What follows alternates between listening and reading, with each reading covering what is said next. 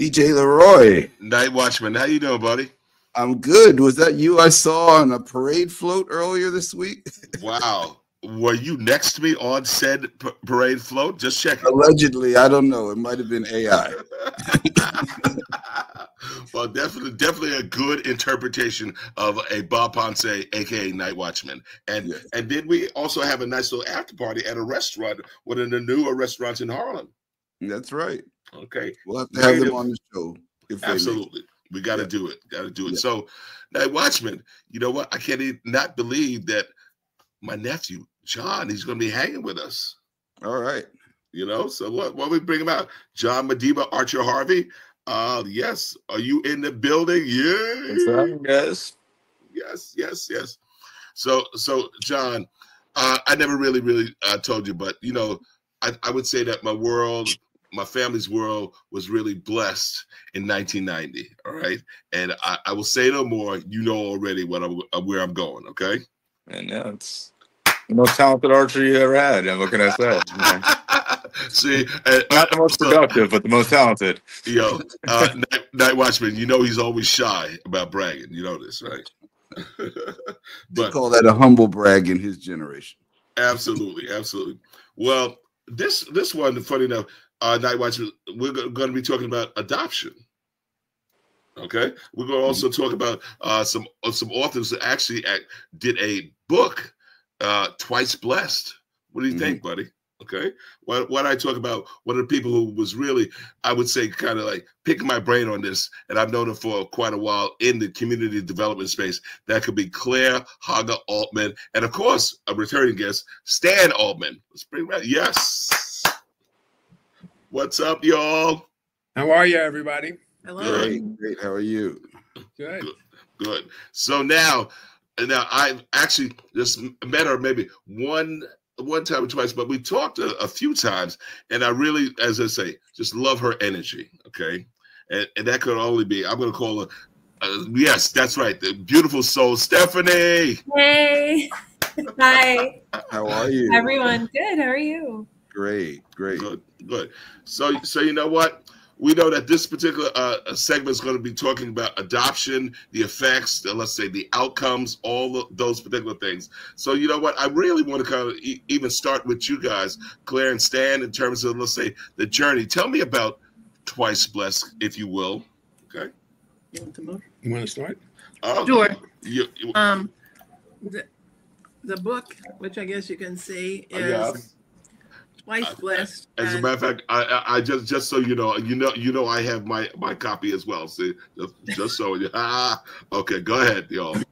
Well, it started. The journey to write the book is more recent, but the journey where we got to know Stephanie started in 1991 when Stephanie was 3 months old. She and her mother were the first two residents that came to live in a residence that my nonprofit created, Highbridge Woodycrest Center in the South Bronx. And this was for mothers and children, or fathers if they were around, and their children who might be suffering from AIDS. And Stephanie was only 3 months old at the time. And she came to this residence, which interestingly enough was built starting with a $10,000 donation from Stan. And we leveraged that into $16 million to renovate a building that, interestingly enough, had been a home for mothers and children who were ill back in 1902, when it was built and designed by the architect of Carnegie Hall. So it had a little finger in the famous world. The building was a unique kind of thing in the sense that no one had done this. Curtis and Bob, you probably remember in the early 90s, New York City was in the middle of the AIDS crisis. And but there were no drugs to really prevent its taking everybody's life until about 1995 or 6, when the antiretroviral drugs were produced. But long story short, Stephanie's mother and I bonded. I was there almost every day in the early days because we were getting something off the ground that nobody had ever done before. And we really linked, and I got to know Stephanie. One of the high moments in the early days was in year 2 of the building. We had a ceremony to honor the former health commissioner who had been very helpful to us and had passed away suddenly right before we opened. And then Mayor David Dinkins came to sort of bless the affair, etc.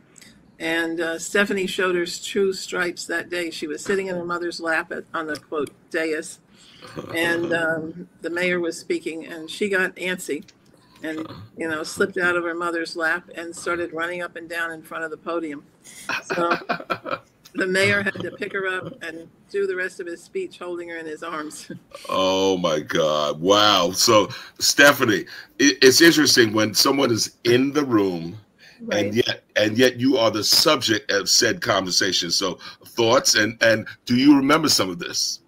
I was so small at the time. I was a few, like, just a pipsqueak of a child back then. But I think what was constant was this not need, but just the, I guess my query nature, just wanting to be in the center of it all. Now I'm quite the opposite. So adulthood just does shift some things for me personally. But no, I just remember David Dinkins is like a grandfather in a lot of ways. He, especially for our family, he was a kind of a really important figure just for a lot of advice, and just, I think, a great person, a great character. His values were outstanding, so yeah. Nice. So John, I did say 1990. All right, that my family was blessed and whatnot when my sister and my brother-in-law took you into their home. I know you don't remember any of this stuff, but what do you remember about those times? Well, about what times? My story is a little different, unfortunately. Okay. Tell us about it. Go ahead. My parents went through an agency and had been in process with a woman who was pregnant and was wanting to give the baby up for adoption. So it was preconceived that my parents were going to be my parents before I was even born. Nice. So after the first month of being in the hospital in the service section, I was taken back to the house that I grew up in. Yes. In Harlem. And yeah, that's where I lived, and those were, the only parents I've ever known. It wouldn't have been any different, I guess, if I was biologically theirs, and the turnover. Absolutely. So now, Stan and Claire, so both of you guys had serious careers that I know of. And Stan, you're a professor there, Baruch, right? Right. Okay, so do tell me, in terms of, let's say, being exposed to Stephanie and knowing that she's a loving child, giving child, as someone that you could also feel making a difference. What was the impetus that you also felt, Stan? Talk to me. Well, I came at this from a different place. I was at Stony Brook at the time. And I had just completed kind of a major rate settlement around the 3 SUNY university hospitals. And so I was able to really spend a lot of time on the South Beach in Florida when Claire was doing some work in Dade County for dealing with their homeless problem. And when Claire raised the issue, I didn't know Stephanie very well at that point. I'd met her once. And when Claire raised the issue of becoming Stephanie's guardian, I thought that my world had just gone crazy. That my 2 sons from an older marriage were out of the house. They were out of college.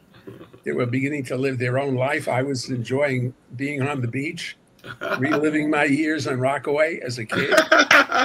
Nice. And so I thought this was the craziest idea I'd ever heard of in my entire life. But I also knew at the same time how much this mattered to Claire. And nice. So I had to really think about what it meant to be in a relationship with another person where one of our, clear tenets was that we were in it together. And yes, I really had to think hard and long about what this all meant. And I finally realized that when I think about it from my head, Uh-huh. I thought this was crazy. This was irrational. But when I thought about it from my heart, I realized how much this mattered to Claire. And so at that moment, I decided I was in. I pleaded ignorance of how this was going to play out. But I realized at some point that in the case with Claire, it was the first person in my life I've ever had a relationship with which I felt unconditional love from. Ooh. And so once I decided I was in, I think I never looked back. And as I've said a couple of times since, it would have been the greatest mistake I ever made had I insisted that we don't go forward. The biggest blessing I think I've gotten in my life is adopting, Stephanie, and going through even how torturous the journey was to get there. Mm-hmm. It was all worth it because, it changed my life. Beautiful, beautiful. Claire, I'm hearing this. I'm loving what I'm hearing from Stan and whatnot. Trepidation, reluctance, but then you know what? Unconditional love and commitment. Well, that's true. Yeah, I felt that almost from the moment Stephanie and her mother walked into our building, and we had a number of mothers with children, but something about them drew me to them, and over the next 4 years, I got to know Rosa, Stephanie's mom, much better. As I alluded, while we were a unique residence in the world of healthcare in New York State and in the country, actually, and we had one advocate, the Commissioner of Health. And sadly, a couple months before we opened, he had a massive stroke and died. And so then many people who didn't like what we were doing, because it was different, came to kind of cause us problems. For 6 or 8 months, the health department sent in surveyors to interview every resident, every staff person, and review every record to make sure we weren't doing anything wrong, which was, of course, quite onerous. One resident who was very tall, he put his arm around me one day and he said, "When are you going to get rid of these health department people?" He said, "I'm trying to write my autobiography, but it's hard when they keep coming in here." I said, "I know." But, so eventually the acting commissioner appointed a commission of 8 doctors to spend a week at our place, not overnight, but just during the day, and decide whether what we were doing was helpful to the residents or not. And they came up with an insightful conclusion. They said, they created a normalizing residence, and normal is good. So there's nothing wrong here. So yes. Any rate, so we kept going, and then in a couple of years later, 4 to be exact, Stephanie's mom had met another woman at Highbridge Woodycrest, and they became informal partners, and asked to move into one of our apartments in the community, which we leased and then oversaw. And but I still kept in touch with Rosa and Stephanie. And toward the end of Stephanie's mom's life, she asked me if Stan and I would become Stephanie's standby guardian, which is it's common in many states, but it's a smart thing. We had tried to get every mother and father in our building to do that. Name a guardian.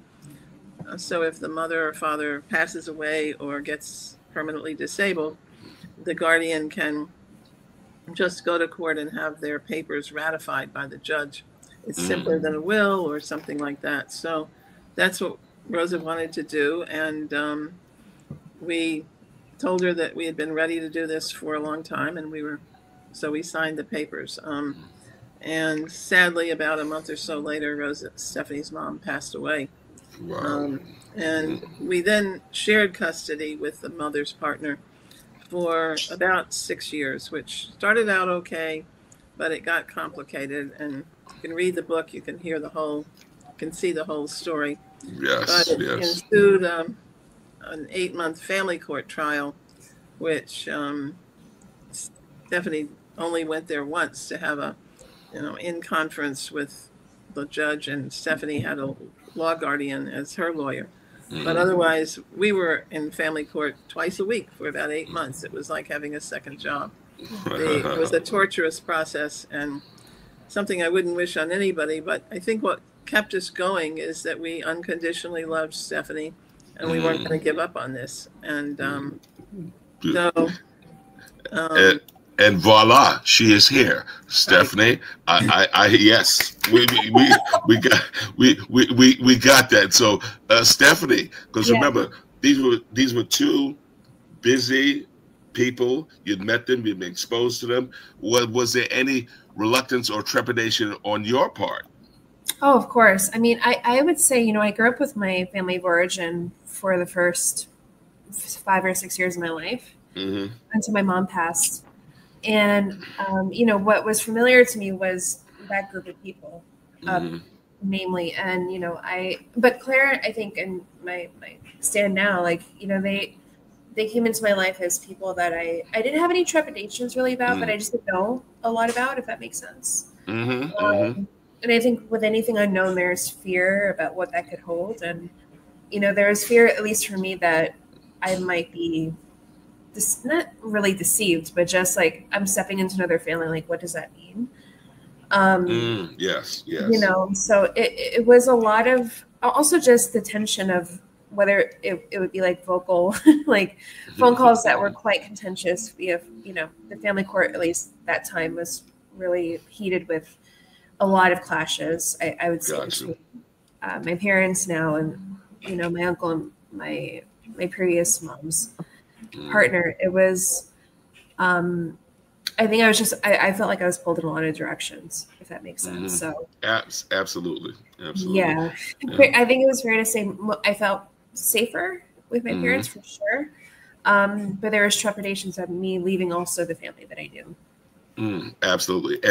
And so, John, if there's one thing we certainly do know, that my late sister, your mom's or whatever, she was a traveler.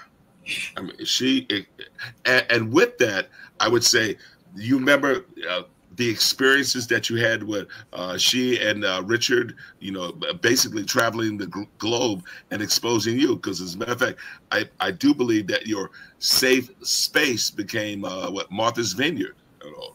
What say you? Yeah, I was spoiled. I was an only child. We can vouch for that. We can vouch for that. Yes. Yeah. No, my dad is English. My mom's from New York. But they were, she was an avid skier, so she would travel to go ski. So we went out to places like Utah, and then when we moved to Europe in the 2000s, Northern Ireland, and then England to London for about 10 years. So when we were there, we would go to the Alps, or you go to Andorra and you go skiing. You'd go traveling around Europe. Obviously, it was more accessible, definitely while living there, and affordable. So we did that a lot more often. But no, that was just something that she always wanted to do. My mom was very big on wanting to see the world. I think she had that at a younger age. Night Watchman, you know that Marlene, when John mentions that, I do believe that she's been to every one of the U.S. The Opens. Is that correct? Yes. Yeah, she's been to all the Opens. The U.S. multiple times, Wimbledon multiple times, French Open a few times, and then Australian, I think, once or twice. Yes. Wow, very nice, man. So those are experiences, like you said, that you really just can't place something on. This is just incredible. But you know what, Stephanie, Stan, Claire, like 3 authors for 1 book. Do tell me, how did that work out? Go ahead. Well, I want to hear the idea. So who decided to write the book? And just what was the impetus for writing it, and tell us a little bit about that process of writing. And somewhere in there, we want to hear about the title "Twice Blessed." Okay. Very good. I guess I was the impetus for getting it started. I kept copious notes from the time that we got involved with Stephanie. I had volumes of journals, and I thought I want to share the story, if nothing else, just for the three of us to chronicle this experience, because it was, and it still is, but quite an experience where the three of us came together. So I was writing all along, but then in 2021, when the pandemic was around, Stephanie was over to the house one Sunday and I was writing. And she said to me, "What are you writing?" And I told her, the book that I've been talking about. And she said, "Well, can you hand me a couple of pages so I could see it?" So I printed off a couple of pages, and she said, she read, and then she said, "Do you have a pen?" And she started marking it up.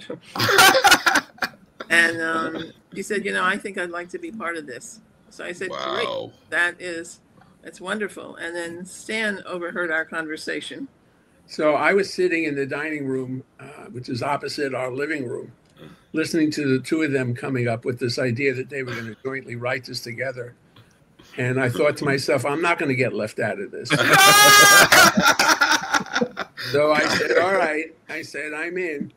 But let me suggest that we write this in three voices. Because I've used it as a teaching tool in many cases. The whole famous story of Rashomon. And it seemed to me that the three of us, while we have a story together, we all had three separate experiences getting there. And so the idea was to write it in three voices, not to intermingle it into one story, but then to weave our story together throughout the book. So throughout each chapter, you'll see who's speaking. We identify whose voice is telling that part of the story. And then that very day, Stephanie, who I have to say doesn't let grass grow under her feet, she said, "Okay, let's sit down. We got to outline the book first." So as we talked, she outlined the book. And then she goes, "We need a timetable." So she made a timetable. Wow. And, Stephanie, I got to find out. I already heard from your mom's Miss Red Pen, so do tell me. You just felt the need, you had to put your stuff in there as well. Is that correct? Yeah, absolutely. And I think for us, writing because I was a writing minor in college at Ithaca, upstate. And writing can always be an ever-evolving process. Like, you can never perfect, I think, a piece.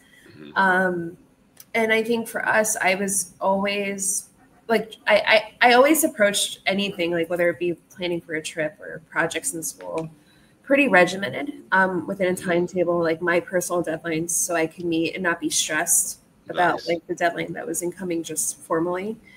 And so I probably was a little bit of a of like the drill sergeant to get us to abide by like the timetable. We did it like every Sunday. We all compiled like a piece or a couple, like a vignette, and had our kind of quote author meetings on Sundays. So it was really it kind of became therapeutic to meet as a family and reflect on all that we had lived through as well. So why don't you describe the title?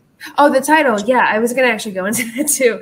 So the title, as you go through maybe the second half of the book, we go into the story of how we bought my horse, Dixie, and also just the origin of how I loved riding from a very young age as well, and horses in general. So but the horse then led us to buy a house, which was just became a family home for the next 10 or 15 years that we had it. And in the town of New Paltz where we bought this house, there was a church thrift shop that was called Twice Blessed. And from then I was like, oh, that's actually, it's just something about that name for years and years was always kind of imprinted into my head. And I joke to say that I wasn't thrifted per se, but it's the idea that, that my first blessing was my mom and her ushering me to have this family now, which is my second blessing. And I think for my parents too, maybe I can say they also became parents twice again. So it's a blessing for all of us in that way. Beautiful, beautiful.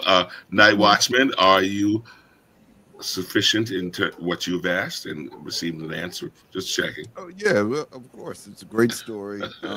Yeah. I mean, I just, we reflect on, we grew up in an era where TV presented what a family looked like one way, but we've come to see that families evolve in a lot of different ways, and the common denominator obviously is the love that pulls it together, and it's great to see these stories have this kind of ending, because I know that adoption is a process that is not always easy for people, and it doesn't always work out the same way. So I'm so glad, and we're twice blessed to have both John and Stephanie on our show. So yeah, okay. Night Watchman, yeah, exactly. Sometimes you do surprise me. You know this, right? I don't know why you're surprised anymore. Anyway, and you're twice blessed to have me, and I'm twice blessed to have you. So well, thank you, my brother. So, John, what are the things you talked about? Of course, the experience in traveling the globe, actually learning sports that typically in as say inner city or urban youth are not necessarily exposed to. Did you think you were special and or different during these times? Not. I think every kid thinks they're special, and you're told that, But no, your son, who I grew up with, was super tall. There were kids that were bigger and stronger. I just had to work harder at a young age. Definitely didn't think I was special then. But no, confidence is I feel, was definitely bred from my parents. Support in anything I kind of did. They kind of said, as long as you try something, put your best effort out there, that's all you could do. And just kind of showing that if you put your grind into it and you work for it, you can kind of get better and show improvement. So that was what it was, whether it be tennis when I didn't want to go and I was dragging my feet through the mud and she made me. You see some results and then you realize that translates in the rest of life too. Absolutely. Well, one of the things I do remember in terms of, let's say, your experience, because I can't remember, how old were you when you traveled to Northern Ireland? To move there or to move? Oh, yeah. To move there, I moved there for 6th grade. I was there for 6th grade. Then I moved back to New York for 7th grade, and then I moved to London for 8th grade through college. Did you at the particular time, at your young age, did you also kind of realize the impact of the work that your pops was doing, on the global stage, let's say? Did you appreciate that? The global stage, I can't say I really understood what he was doing. I understood what he was doing was kind of important, or kind of ruffled a few feathers, because he got it from both sides to an extent. I mean, there was definitely love and support in Derry, but you definitely have some people who feel a type of way about the English still. And my dad, as an Englishman, being in Northern Ireland, rubbed some people the wrong way there. Yes. And then he was defending an Irish family from the British government. So a lot of the Protestants and the English people kind of looked at him as a traitor. And yeah, there were definitely, I had to be more aware for safety precautions more than actually understanding what the work was until later. Gotcha. Thank you for that. Oh, man. Night Watchman, what you got for us? I'm just listening. I mean, first of all, I always appreciate hearing about Marlene, who has passed, and Richard, because they were great human rights activists, attorneys, very well involved in the whole issues around South Africa at the time. And both of them were very, very globally focused, ahead of their time.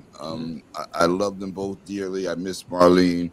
I still I'm glad we had Richard on the show earlier this year. He's still a great. We had him on with Ron Kuby, another great human rights lawyer.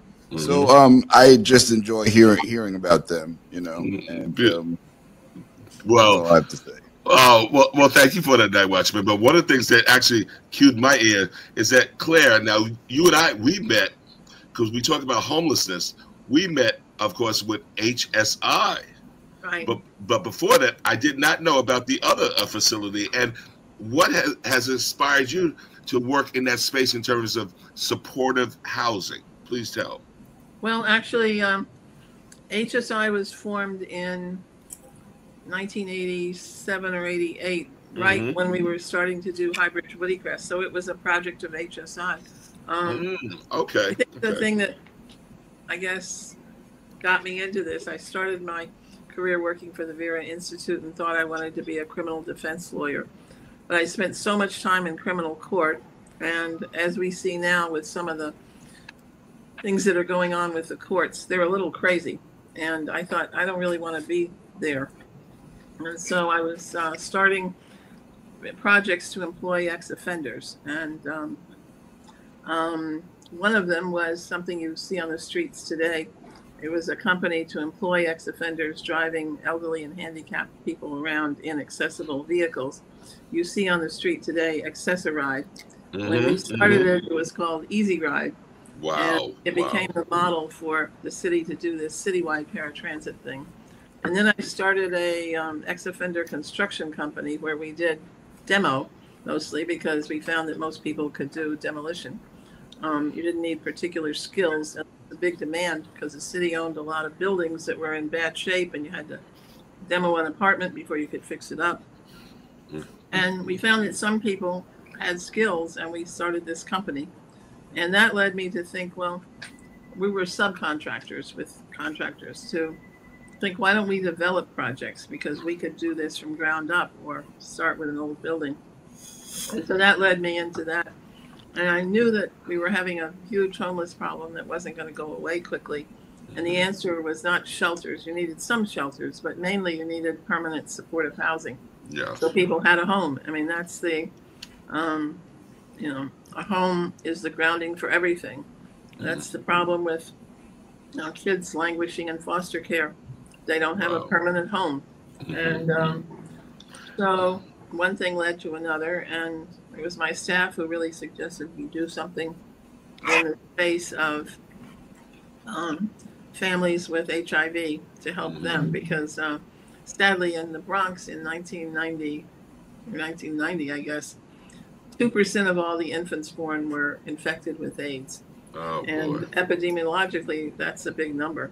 Yeah. So we found, and we wanted to keep parents and children together as long as they could be. And so we had this supported residence. But, and I think it's kind of, I would say, a lot of divine intervention. One small intervention story. Maybe Stephanie, you could tell about the cover of our book. Yes. Yeah, sure. Yeah, so the cover of the book, as illustrated here. So this is actually, my mother was a visual artist through pastel drawings and things like that. So she created many pieces, mostly like still life objects, whether it be like plants and pots or fruit in a bowl or things, something like that. So this was a painting that she did, not a painting, but a pastel drawing that she did when she was, well enough to draw and express herself. And we, over the years, just collected her pieces just as memoriam, just to have it alive and have her memory be alive through her artwork. And this was one of the pieces that we had upstate. And it was always stored in, the back of my closet. I didn't really have it out on display, like hanging on my walls or anything like that. But when we were closing out the house and new poles to be sold, out of kind of nowhere, I think my mom was cleaning my room one day, and the painting, the artwork piece just kind of happened to be on the bed. Wow. And I hadn't slept in a couple of years, if anything. And it just, call it, I don't know, divine intervention. It just kind of happened, circumstance that it was apparent that this needed to be the cover art for the book. Yeah. Nice. Yeah. And so the book is dedicated to her, and just having the rose in front, I think, just creates an underthread of her presence throughout the book, because we've always felt like she's divinely kind of guided us through the process, even though it was quite contentious at points, but it all seemed to be good in the end, you know. Gotcha. Well, okay. So this collaborative process in terms of writing the book. Okay. So I'll start with you, Claire and Stan. I'll start with you first. During this particular process, did you learn something new about one another through this process? Well, I think to some degree, we had written the first manuscript, draft of the manuscript, and a neighbor in New Paltz who was an avid reader, and he read it and he said, I love the book, but you haven't told the reader who you are, and you got to start there. So we went back, and Stan, being the father of the family, wrote the first bit, and I think we discovered a lot about ourselves and our past in writing those pieces. That was one part of it. Stan, if you want to. Yeah, I think for me, the idea of writing was a chance to kind of really try to reflect on what had happened to me during this process. I had been an abused child growing up. Oh, okay. And so to protect myself, I just cut off all my feelings. And so getting involved with Stephanie, that was an impossible thing to continue. And so it made me go back and really, it was like peeling an onion. Yes. To try to begin to realize some of the things that I had done as an adult and some of the qualities of relationships that I had that didn't work, and how much it went back to my protecting myself from my own trauma. And so I learned a lot about just letting go and, wow. And trusting the process.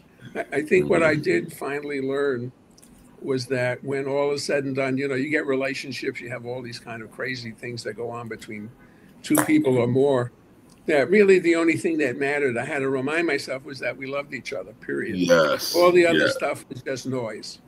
And it didn't matter. As long as that love remained strong, everything else was fine.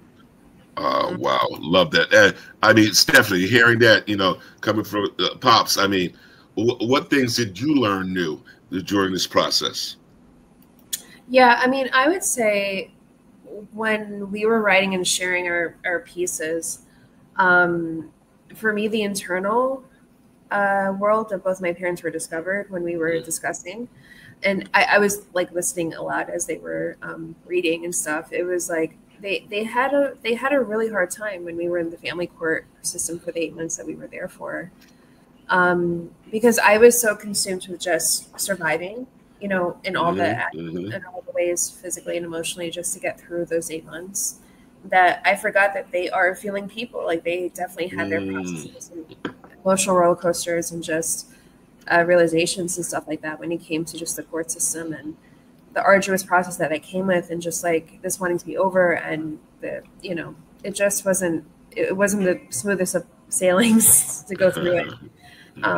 So I definitely appreciated their emotional endurance to get through it. And like my parents have said, I think the unconditional love was a saving grace for us to make it through, Gotcha. Stan, so certainly I know your background in terms of your education, you being a professor, but also I've heard that you had this wonderful program for young people called the Harlem Gallery of Science.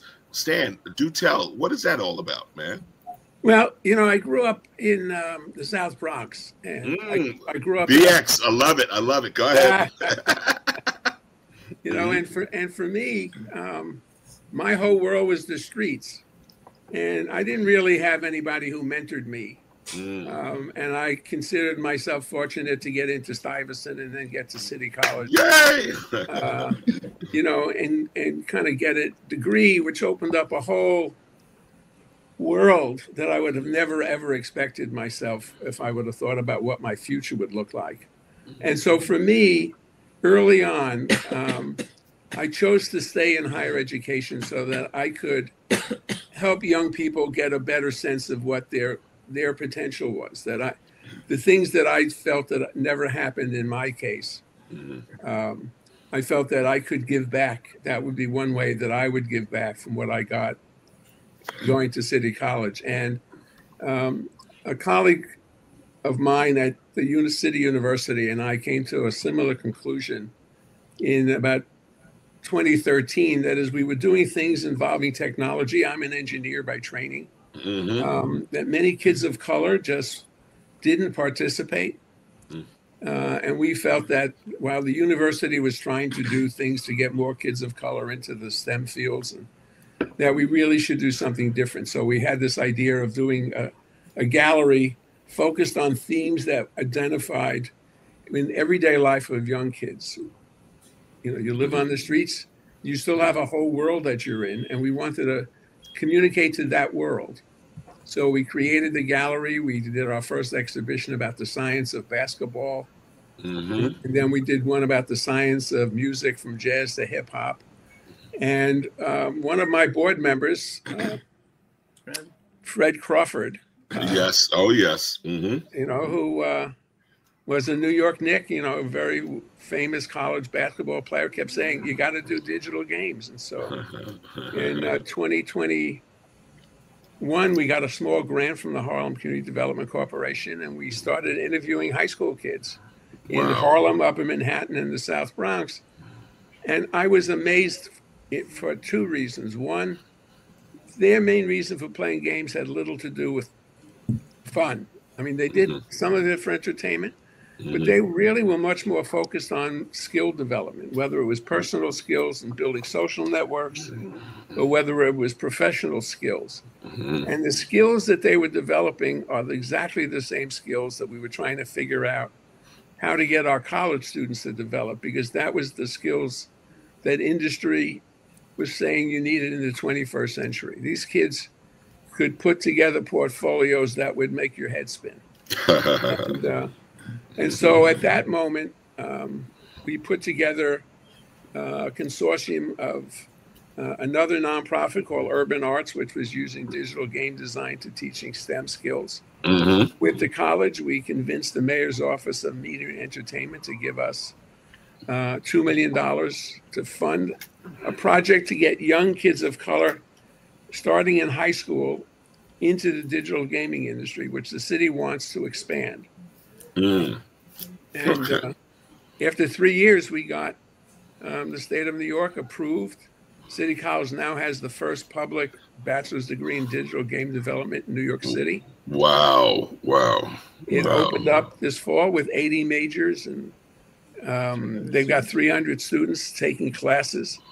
I mean, I think the real number of majors is even higher, because incoming freshmen didn't have a chance to select a major when they applied for admission. So the program is off the ground. I think what we're seeing is that the kids who develop these kinds of skills are really able to go across industries, because the skills they get, teamwork, critical thinking, communication skills, complex problem solving skills, are all the skills that are in demand. And these kids are curious and they're creative, and they don't stop with what they learned yesterday. They are continually teaching themselves. In an era where you have to be a self-starter and a lifelong learner, that's what these kids have become. Wow. Well, you know what, Stan? So funny, because we have a young man on this who's actually currently working with young people in an after-school program basis.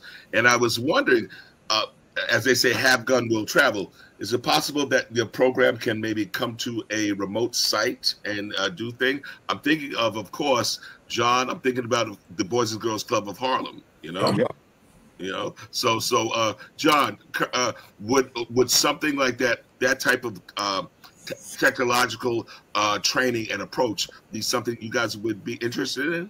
Absolutely. We already try and teach them STEM. We have people come from external. We have Google's one of our external partners. Apple's one of them.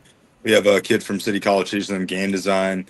But yeah, that would be a lot better for them than me trying to teach it to them, which is what's happening right now. Exactly. So Stan, I do see. Can you say collaboration?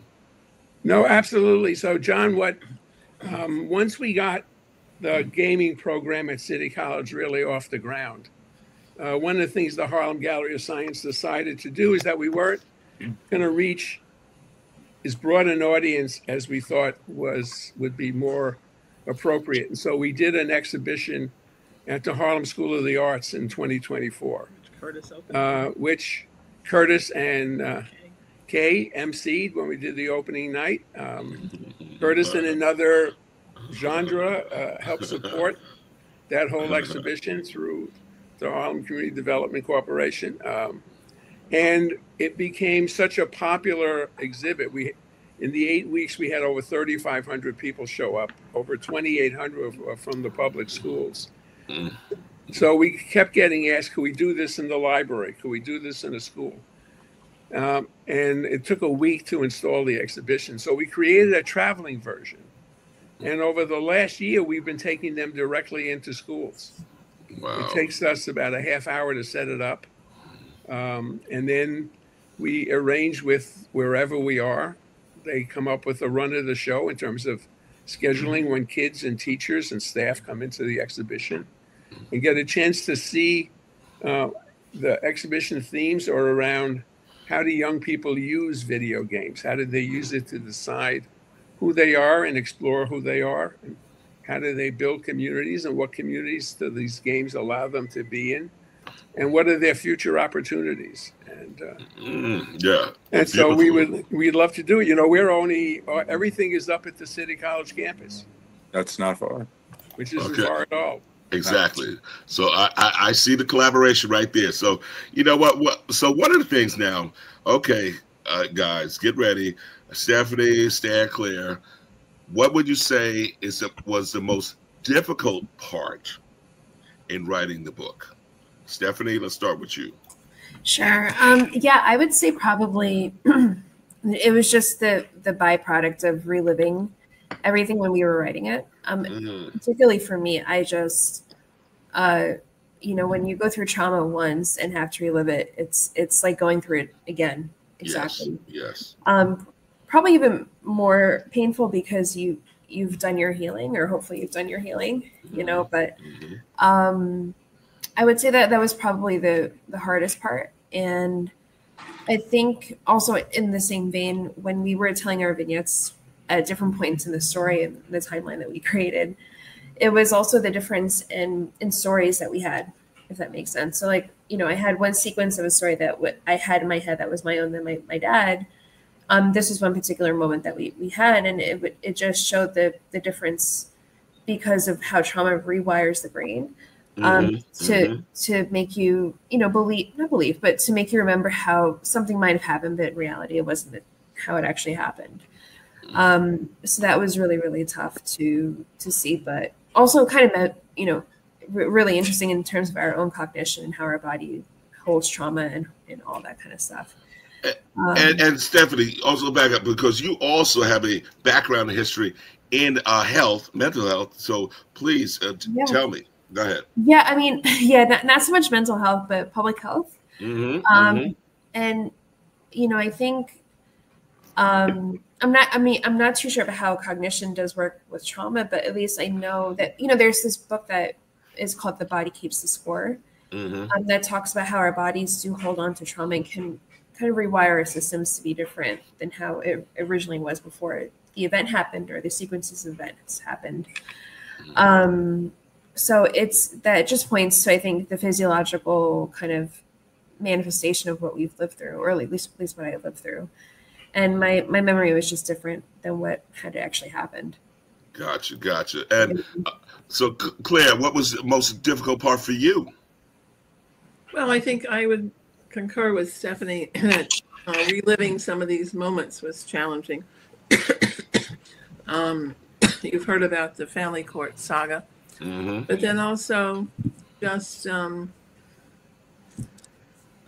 keeping on the point. You know, they say in writing there's a narrative arc, there's a thread of the story. And it's easy when you're writing about things to get off on sidetracks.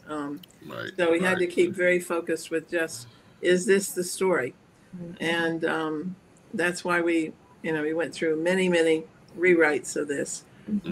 Which I think were worth it. I think the big benefit is, as Stephanie said, we had author meetings almost once a week, and it was a project that brought us together as a family.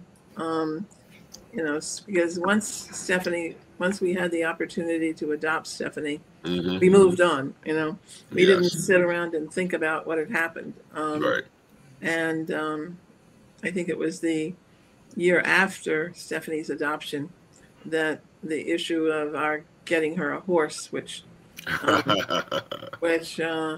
have to say that, you know, some of the things you learn along the way help you in the future, and that we had learned to try to let Stephanie follow her bliss, like John was saying about his parents. That, you know, and so we didn't really question what she wanted to do. She never suggested anything dangerous, but well, in your mind, she never suggested. Stan. Well, I have to say that I'm going to go on one little sidetrack. What's occurred to me in our conversation today is how there's some overlap with John's experience and Stephanie's. You lived in London, John. Stephanie went to graduate school in London. Yeah. Oh, wow. And she had got a scholarship at Michigan, and then she got into the London School of Hygiene and Tropical Medicine there. And she said, I want to go to London. And there she could, I have to say, the first night we were there, apropos of her Latin heritage, we were exhausted. We got there, we had helped her unpack, get ready, etc. And she said, before we have dinner, we have to go find a place to do salsa dancing. I said, where are we going to find it? What? Stephanie, really? Go ahead. I was on a high. Granted. I love it. And well, Stephanie, then I have to ask, will, if I have copious amounts of gin and tonic, will that cure malaria? Just want to know. You know, it may. Good. And it's going to be Friday, like why not? But probably go to the doctors first before anything. Well said. Well said. Stop getting your medical attention from the internet, okay? Wow. The other overlap. Go ahead, Claire. I think, I don't know if it was you or Curtis who mentioned that your dad was doing, and maybe your mom too, human rights work around South African issues, and Stephanie chose her junior year in college to do public health work in South Africa. And when I think it was December, she was going to go there in late January. She called me at work one day and she said, Mom, do you know anything about palliative care? And I was working for the healthcare chaplaincy trying to build a palliative care residence. So I said, yeah, I know a little bit. And I said, why do you ask? She said, well, when I'm in Durban, which is where she was going to be stationed, if you would, I want to do work with children in a palliative care setting. And I said, well, Stephanie, you know that means you're working with dying children. Wow. She said, I know, but that's what I want to do. So we were able, through some connections, to hook her up with a nonprofit. And so Stephanie spent a month working in 3 different palliative care hospitals for children with AIDS and other long-term illnesses. So it's interesting that there are touch points that people share. Yes, absolutely. And you know what, hearing that, you know, Stephanie, I'm just saying that in that particular space, were you able to get close with the children, knowing that there will be loss eventually? Yeah, it was really, really tough. I mean, it was a beautiful experience, and when that was very humbling. I think, you know, my time in South Africa was also very finite. I was only there for a few months, and my project timeline was pretty tight. It was within a couple weeks, if not a month, I think at most. So the time to develop a relationship was very short.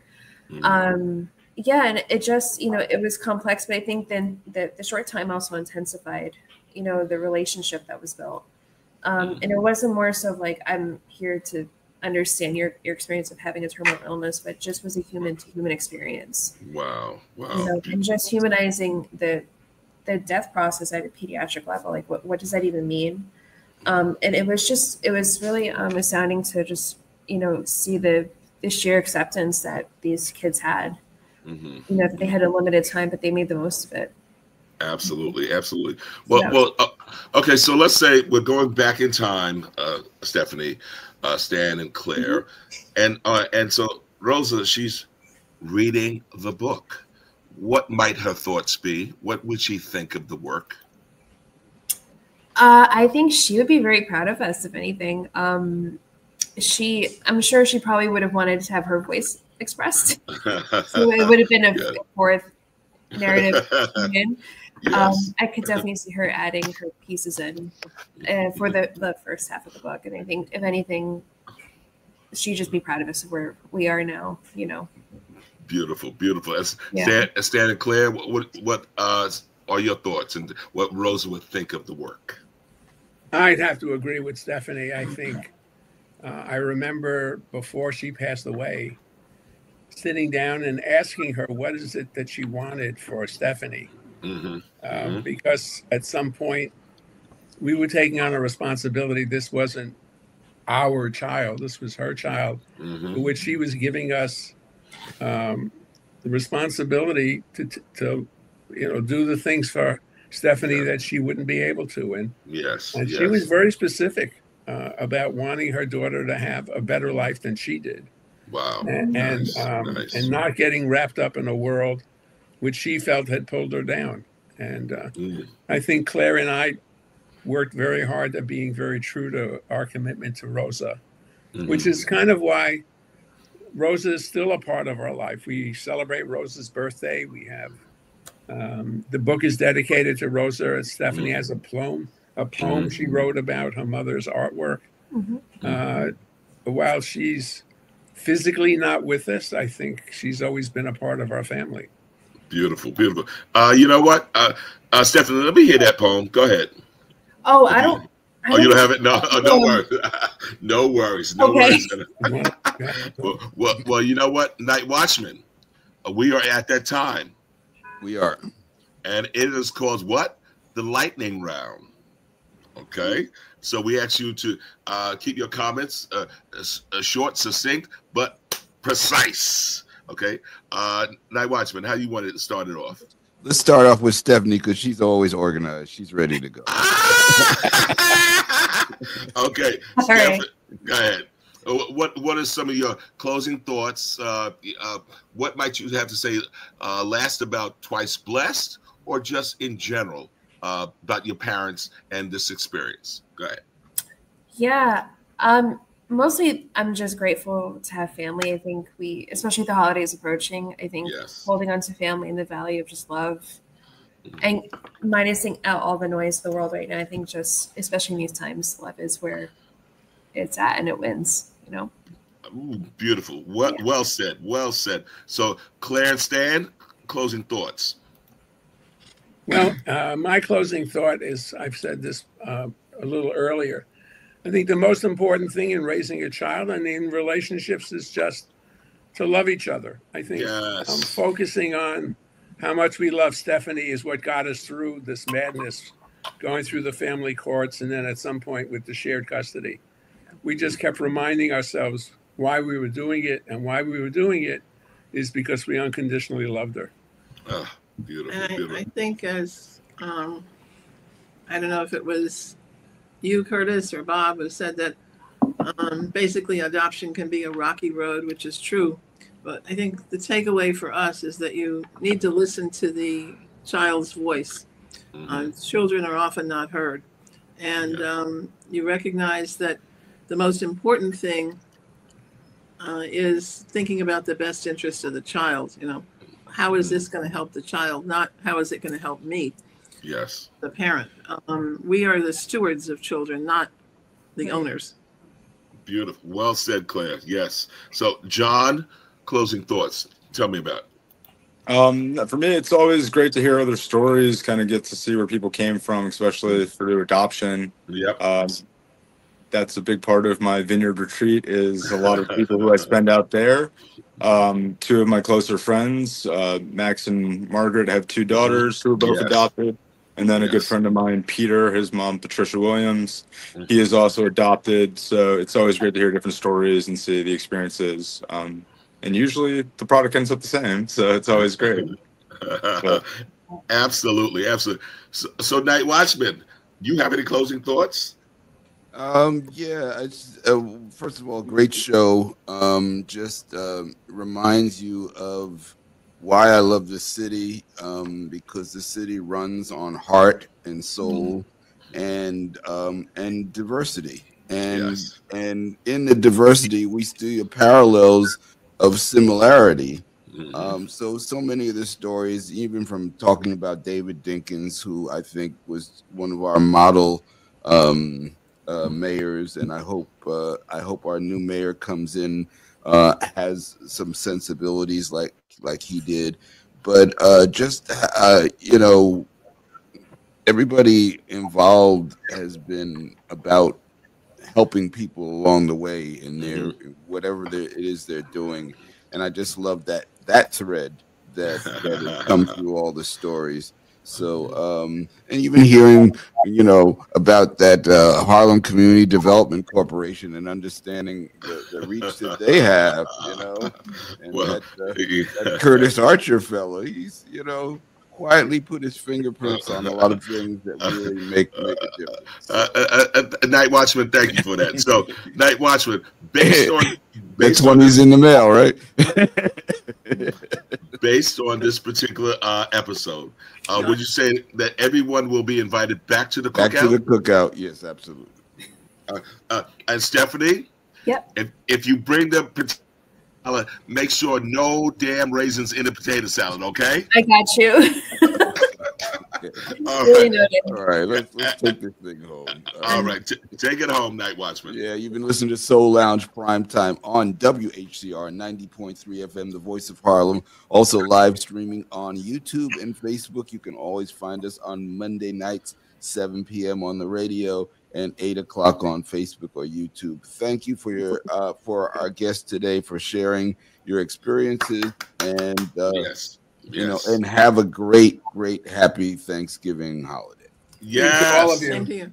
All right, Thank take you. care, y'all. Yeah. You guys will be invited back. You know this already. Yes. All right, take care.